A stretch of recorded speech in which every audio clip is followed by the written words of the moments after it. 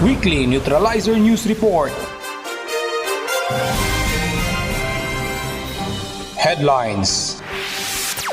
Brigada Eskwela 2023 nilahukan ng mga kasundaluhan ng 73rd RB.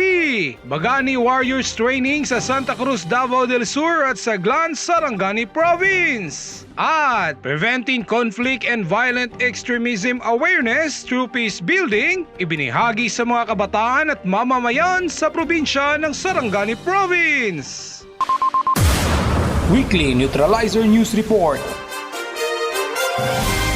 Matagumpay na nakilahok ang kasundaluhan ng 73rd IB sa Brigada Eskwela na may temang bayanihan para sa matatag na paaralan sa pangunguna ng Kagawaran ng Edukasyon Region 11 at Region 12. Ang aktibidad na ito ay taunang programa na naglalayon upang maisaayos at malinis ang kapaligiran ng mga paaralan na siyang magsisilbing inspirasyon sa mga kabataan. Kasama ang kasundaluhan, katuwang ang mga guro, mag-aaral at mga magulang sa buong rehiyon. Ginanap ang mga aktibidad sa mga paaralang elementarya ng nasasakupan ng 73rd IB sa probinsya ng Sarangani, Davao Occidental at Davao del Sur. Nagtulong-tulong ang mga guro, magulang at mag-aaral sa pag-aayos ng mga pasilidad ng paaralan habang ang mga kasundaluhan ng 73rd IB naman ay nagpipintura at naglilinis sa paligid. Ang kasundaluhan ng 73rd IB ay laging nakasuporta sa mga programa ng Department of Education, lalong-lalo na kung ito ay para sa kapakanan ng mga kabataang mag-aaral tungo sa kanilang maliwanag na kinabukasan. Mula dito sa Malita, Davao Occidental, Aguila Trooper Johnson Militado para sa Neutralizer News Report. Your soldier, defender and friend.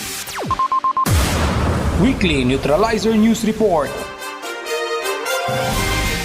Matagumpay na nagsipagtapos ang 76 na partisipante na voluntaryong sumabak sa 7 araw na training ng Kamling Banwe o Bagani Warriors Training Class 10 2023 sa tulong at suportang binigay ng lokal na pamalaan ng Glan sa pangunguna ni Honorable Victor James B. Yap Sr., alkalde ng nasabing munisipyo, kasama ang kasundaluhan ng 73rd IB, lokal at nasyonal na mga ahensya ng gobyerno na isinagawa sa Glan, Sarangani Province. Ideklara na kining 76 ka miyembro sa Bagani Warriors nga successfully nakatapos sa program of instruction sa Bagani Warriors Class 10-2003. I hereby declare that this training is closed and new graduates effective today. Layunin ng nasabing programa ay upang magkaroon ng wastong pagsasanay ang Kamling Banwe na siyang magiging katuwang ng mga kapulisan at kasundaluhan sa pagpapatupad ng kahusayan at sa pagpapanatili ng kapayapaan sa lugar, partikular sa mga malalayong sityo at barangay ng nasabing munisipyo. Sa pahayag naman ni Honorable Victor James B. Yap Sr., Mayor ng Glan, pinapurihan niya ang dedikasyon ng mga nagsipagtapos ng mga Kamling Banwe Warrior Training at dagdag pa niya na dapat magtulungan upang maipagtanggol ang mga mamamayan laban sa mga terorista, bandido at mga iligal na mga gawain sa munisipyo ng Glan. Samantala naman sa Santa Cruz, Davao del Sur, matagumpay din na naisagawa ang isa na namang Bagani Warriors Training na nilahukan ng 45 voluntaryong partisipante mula sa iba't ibang barangay ng nasabing munisipyo.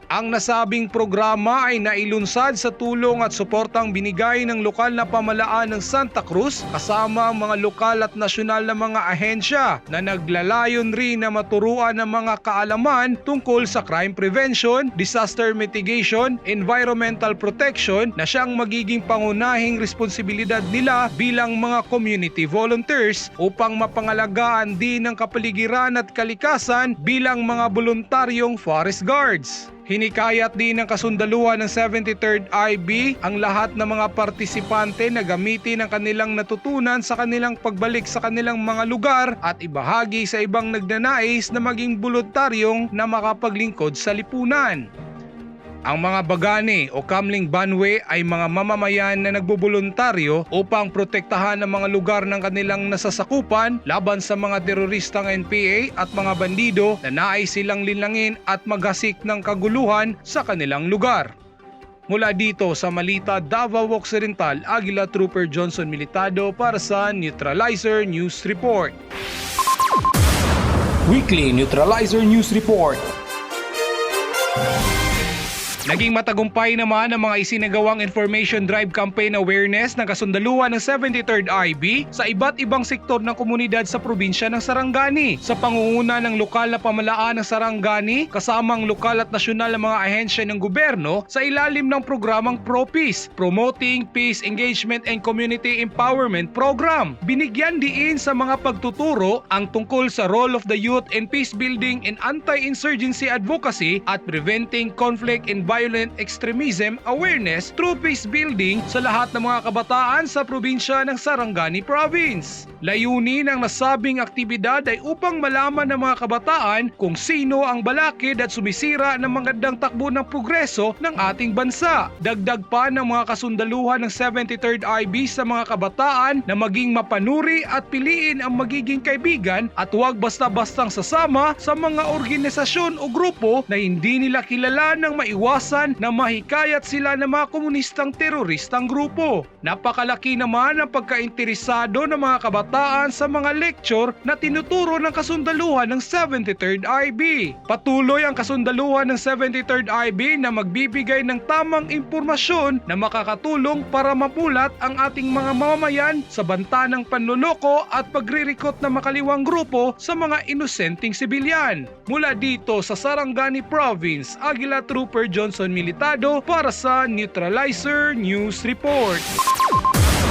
Weekly Neutralizer News Report.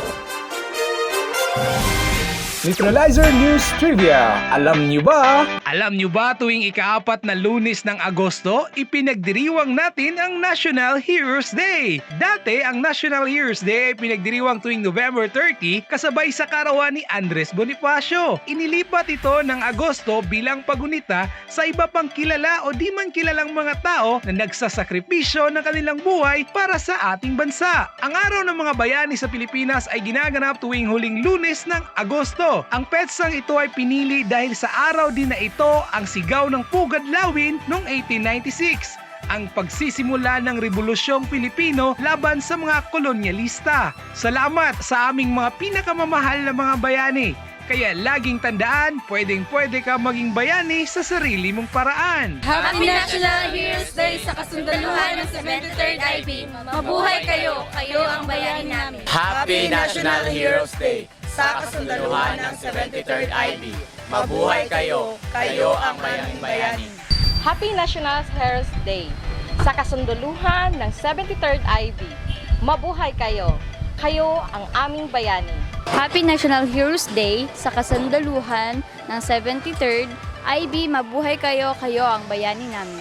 73rd Infantry Neutralizer Battalion, your soldier, defender, and your friend.